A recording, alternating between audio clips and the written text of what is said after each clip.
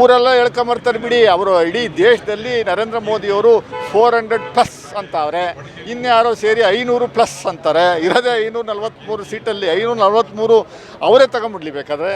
ಅದು ವ್ಯವಸ್ಥೆ, ಜನಸಾಮಾನ್ಯರ ವ್ಯವಸ್ಥೆ, ಜನರ ಮೈಂಡು ಸೆಟ್ನ ಮತ್ತು ಅದನ್ನು ಅಷ್ಟೊಂದು ಈಸಿಯಾಗಿ ಅವರು ಅಸೆಸ್ ಮಾಡುವಂಥದ್ದು ಈಸಿ ಇಲ್ಲ. ಕರ್ನಾಟಕದಲ್ಲಿ ಏನಾಯಿತು, 150+ ಅಂತ ಹೇಳ್ತಿದ್ರಲ್ಲ 2023ರಲ್ಲಿ, ಏನಾಯಿತು 66ಕ್ಕೆ ಬಂತು.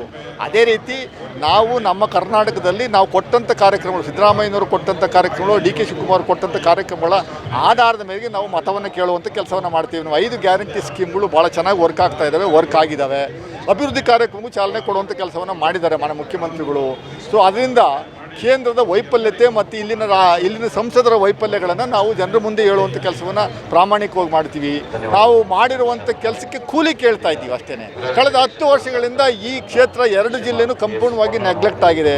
ಬರೀ ಭಾವನಾತ್ಮಕ ವಿಚಾರಗಳನ್ನು ಮುಂದಿಟ್ಕೊಂಡು ಕಿಡಿ ಒತ್ಸುವಂಥ ಕೆಲಸವನ್ನು ಮಾಡುವಂಥ ಒಂದು ವ್ಯವಸ್ಥೆ ಮಾನ್ಯ ಸಂಸದರು ಮಾಡ್ತಾ ಇದ್ದಾರೆ. ನನ್ನ ವಿರುದ್ಧ ಮಾತೇ ಆಡಬಾರ್ದು, ಪ್ರೆಸ್ ಮೀಟೇ ಮಾಡಬಾರ್ದು, ಮಾಧ್ಯಮಗಳ ಮುಂದೆ ಏನೂ ಹೇಳಲೇಬಾರ್ದು ಅನ್ನುವಂಥ ರೀತಿಯಲ್ಲಿ ಬೆಂಗಳೂರು ಸಿಟಿ ಸಿವಿಲ್ ಕೋರ್ಟ್ ಮೂಲಕ ಒಂದು ಸ್ಟೇ ತಗೊಂಬಂದಿದ್ರು. ಅದು ಸ್ಟೇ ನೆನ್ನೆ ದಿವಸ ವೆಕೇಟ್ ಆಯಿತು.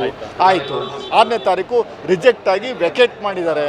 ಸೊ ಈಗ ನಮಗೆ ಸ್ವತಂತ್ರ ಇದೆ, ವಾಕ್ ಸ್ವತಂತ್ರ ಯಾರಿಂದನೂ ಕಸಿಯುವಂಥದ್ದಕ್ಕೆ ಅವಕಾಶ ಇಲ್ಲ. ನಾವು ಕೇಳ್ತಾ ಇರುವಂಥದ್ದು ಇವರು ವೈಯಕ್ತಿಕವಾದ ವಿಚಾರಗಳಲ್ಲ. ನೀವು ಮೈಸೂರು ಲೋಕಸಭಾ ಕಾನ್ಸ್ಟಿಟ್ಯೂನ್ಸಿಗೆ ಏನು ಮಾಡಿದ್ದೀರಿ, ಮೈಸೂರು ಕೊಡಗು ಲೋಕಸಭಾ ಕಾನ್ಸ್ಟಿಟ್ಯೂನ್ಸಿಗೆ ನಿಮ್ಮ ಯೋಜನೆಗಳು ಏನು ತಗೊಂಬಂದು ಕೊಟ್ಟಿದ್ದೀರಿ, ಏನು ಕಡಿದು ಕಟ್ಟೆ ಹಾಕಿದ್ದೀರಿ, ದಯಮಾಡಿ ಜನರಿಗೆ ಹೇಳ್ಬೇಕು ಅನ್ನುವಂಥದ್ದು ಅಷ್ಟೇ ನಾವು ಕೇಳ್ತಾ ಇದ್ದೀವಿ. ಬರೀ ಸುಳ್ಳು ಹೇಳ್ಕೊಂಡು ಬುಕ್ನ ಪ್ರಿಂಟ್ ಮಾಡಿಕೊಂಡು ಸುಳ್ಳು ಮಾಹಿತಿಗಳನ್ನು ಹಂಚುವಂಥ ಕೆಲಸವನ್ನು ಮಾಡ್ತಾಯಿದ್ವಿ. ರಾಜ್ಯ ಸರ್ಕಾರದ ಯೋಜನೆಗಳೆಲ್ಲ ನಂದು ಅಂತ ಬಿಂಬಿಸುವಂಥ ಕೆಲಸವನ್ನು ಮಾಡ್ಕೊಂಡು ಕ್ಯಾನ್ವಾಸ್ ಮಾಡ್ತಾಯಿದ್ದೀರಿ.